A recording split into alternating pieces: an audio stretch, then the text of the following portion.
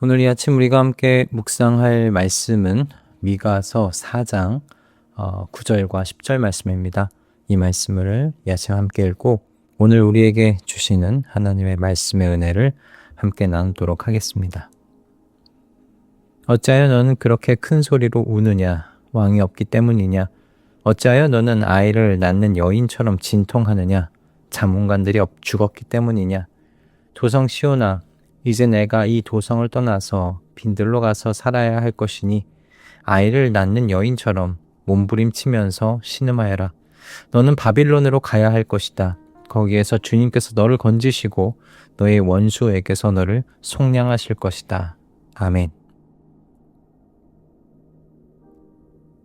여러분, 지난 금요일 새벽에 나눈 말씀을 기억하시는지 모르겠습니다. 저는 자와 쫓겨난 자를 모아서 강한 나라로 만드시겠다는 약속이었죠. 그리고 그 약속은 저희가 방금 읽은 8절 바로 앞에서 그 절정에 이릅니다. 너 양떼의 망대야 도성 시온에 사나 너의 이전 통치가 회복되고 왕권이 내게로 돌아올 것이다. 참 영광스러운 말씀이죠. 약속입니다. 그런데 여러분, 9절에서 분위기가 이제 확 바뀝니다. 개역 개정으로 보시면 9절이 이렇게 시작해요. 이제 내가 어찌하여 부르짖느냐. 이제라는 이 말씀이, 이 단어가 쓰입니다. 이 한마디가 청중들로 하여금, 아니 독자들로 하여금 바로 현실로 이렇게 뚝 떨어뜨리죠. 약속은 약속이고 지금 눈앞의 현실이 어떤가 울고 있는 현실이다 이겁니다. 그런데 여러분, 놀라운 건요, 하나님이 그 현실을 감추질 않으세요. 오히려 왕도 없고 모사도 없는 그 밑바닥을 다 드러내시면서 말씀하십니다. 그리고 그 자리에서 내가 너를 속량하겠다고 말씀하세요. 그러니까 하나님이 주시는 소망은 현실을 외면해서 얻는 소망이 아니고요. 현실의 그 밑바닥을 다 통과하고 나서야 만나게 되는 소망이라는 거예요. 오늘 이 말씀을 통해서 우리의 삶이 아무리 바닥처럼 느껴져도요, 그 자리에서 하나님으로 인하여 소망을 품고 다시금 일어서시는 우리 가족들 되시기를 주님의 이름으로 축복합니다. 먼저 9절 말씀을 보고 싶은데요. 9절에서 하나님이 이렇게 물으시죠. 어찌하여 너는 그렇게 큰 소리로 우느냐? 왕이 없기 때문이냐? 자문관들이 죽었기 때문이냐?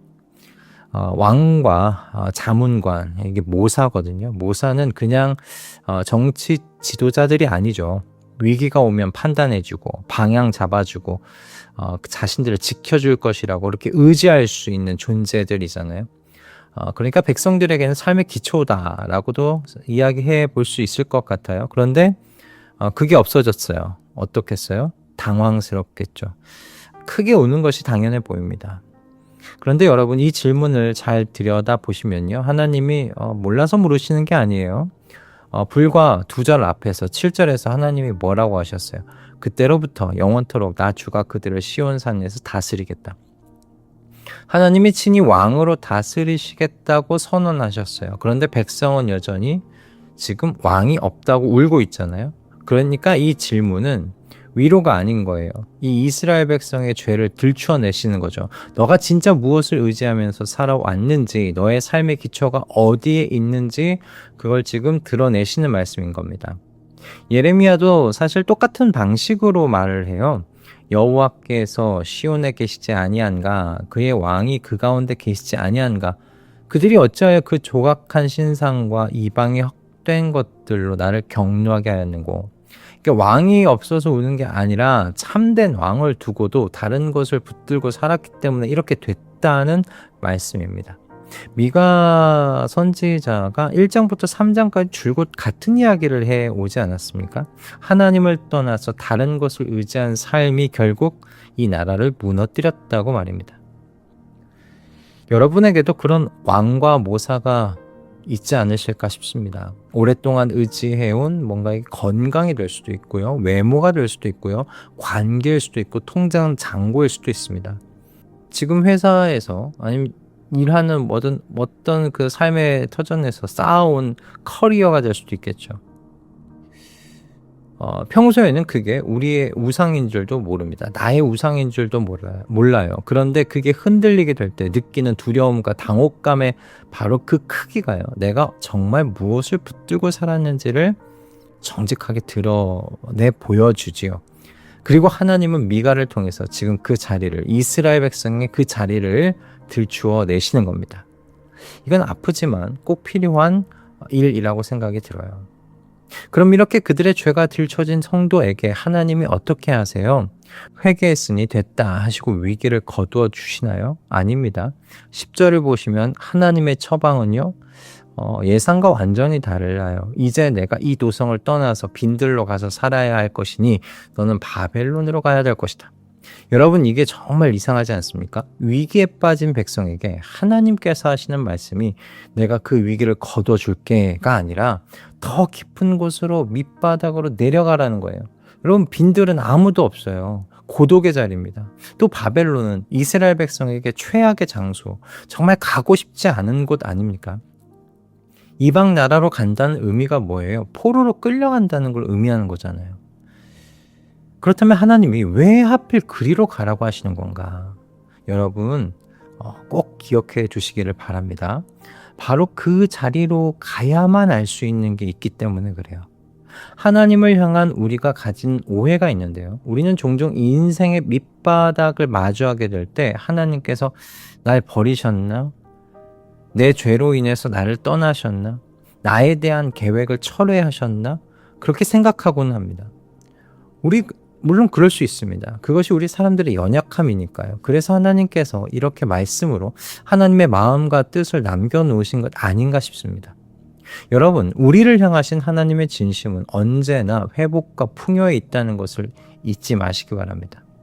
그런데 이런 하나님의 진심, 마음, 뜻이 저희가 편안한 자리에서는 잘 확인이 안 된다는 거예요. 아니, 우리가 그것을 확인하고 싶어하는 관심조차 없죠. 그래서 오히려 그 최악의 자리, 빈들과 바벨론을 통과해야만 우리를 향하신 하나님의 진심과 뜻, 마음을 알 수 있다는 겁니다. 그래서 10절 끝에 이렇게 이야기하지 않으십니까? 거기에서 주님께서 너를 건지시고 너의 원수에게서 너를 속량하실 것이다. 거기 가서야 알 수 있는 게 있어요. 거기 가서야 주님께서 나의 구원자시구나. 주님께서 대신 값을 치르시고 나를 구원해 주실 그 마음을 가지고 계신 분이시구나. 그걸 거기서 우리가 경험할 수 있는 겁니다. 여러분, 속량이 일어난 자리, 여러분 장소 바로 어디입니까? 하나님께서 나를 버리셨는가 하고 생각했던 자리, 바벨론 아닙니까? 절대 하나님을 만날 수 없을 것 같은 그 자리에서 오히려 하나님의 속량, 하나님의 구원을 경험할 수 있다는 말씀이에요. 그런데 여러분, 여기서 우리가 한 가지를 좀 꼭 짚어야 그런데요, 여러분, 우리가 여기서 꼭 한 가지를 좀 짚어야 되겠습니다. 하나님이 왜 하필 빈들과 바벨론에서 자기 백성을 구원하시나? 꼭 굳이 거기까지 가야 하는가? 그들이 여러분, 그 자리에서 그럼 왜 이 백성을 하나님께서 구원하셨나? 그 밑바닥까지 갔으니 이들이 정신 차리고 하나님께 너무나 하나님의 마음에 흡족한 회개를 해서일까요? 정말 정신을 차려서 이제는 이 아이들이 다시는 죄 짓지 않을 수 있겠구나 라고 생각하셨기 때문일까요? 아닙니다, 여러분. 성경 다른 곳에서는 하나님이 이 일을 두고 이렇게 직접 말씀하세요. 내 이름을 위하여, 내 명예를 위하여 내가 일을 행한다. 하나님이 자기 백성을 건지시는 이유는요, 우리 쪽에 자격이 있기 때문이 아니고요, 하나님 당신의 이름의 명예에 있다는 거예요. 하나님은 자기 백성을 바벨론에 내버려 두고 끝내실 수 있는 분이 아니세요. 왜요? 하나님의 이름이 세상에서 조롱거리가 되지 않게 하시기 위해 하나님이 일하시기 때문입니다. 자기 이름을 걸고 그러므로 반드시 하나님의 백성, 하나님의 사람들을 구원해내고야 마시는 분이시다라는 겁니다. 여러분, 이게 왜 중요할까요? 만약 하나님의 구원이 내 자격이나 나의 상태에 달려 있다면요, 밑바닥에 있는 사람에게 소망이 없습니다. 바닥에 있다는 건 이미 자격이 없다는 뜻이잖아요. 그리고 그 밑바닥에서요, 여러분, 사람들은 올바른 판단, 올바른 어떤 반응을 보여드리기 쉽지 않을 수 있어요.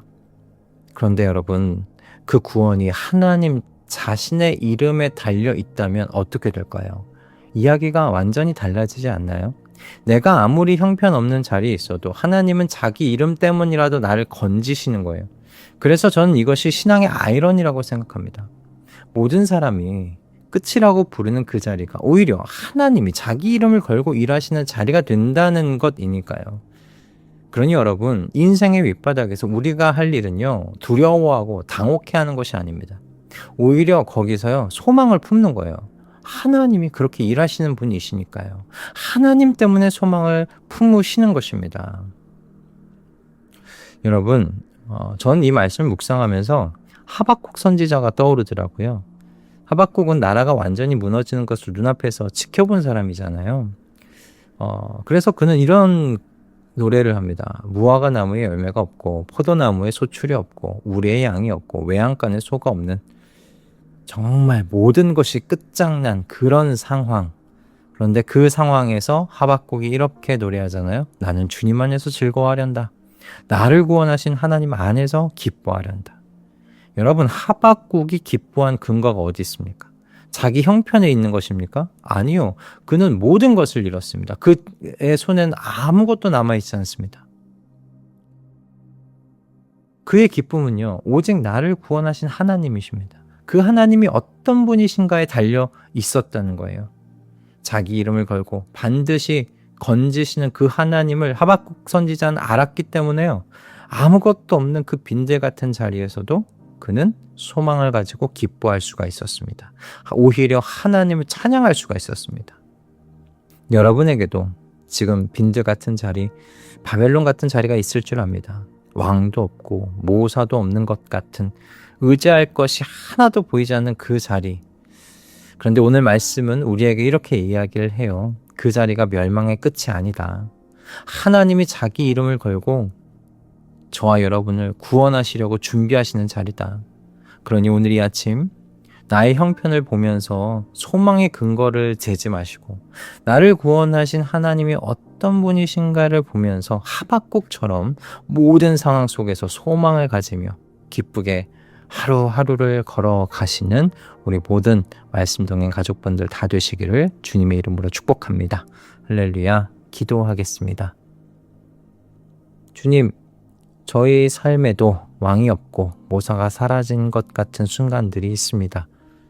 그렇게 무너질 때에야 비로소 저희가 그동안 주님이 아닌 무엇인가를 붙들고 살았는지를 알 수가 있습니다. 그 자리를 아프게 들추시는 주님의 손길이 저희를 버리시는 손길이 아니라 오히려 살리시려는 손길이라는 것을 모든 순간 믿게 하여 주시옵소서. 주님께서 저희를 빈들로 바벨론 같은 자리로 인도하실 때에도 그것이 파괴가 아니라 새 생명을 낳으시려는 주님의 계획이라는 것을 알게 하셔서 무엇보다도 저희를 건지시는 근거가 저희의 자격이 아니라 주님 자신의 이름의 명예에 있음을 신뢰하게 하여 주시옵소서. 그래서 하박국처럼 아무것도 남지 않은 자리에서도 나를 구원하시는 하나님 안에서 기뻐하며 살아가도록 주님과 동행하도록 하여 주시옵소서. 예수 그리스도의 이름으로 기도드립니다. 아멘.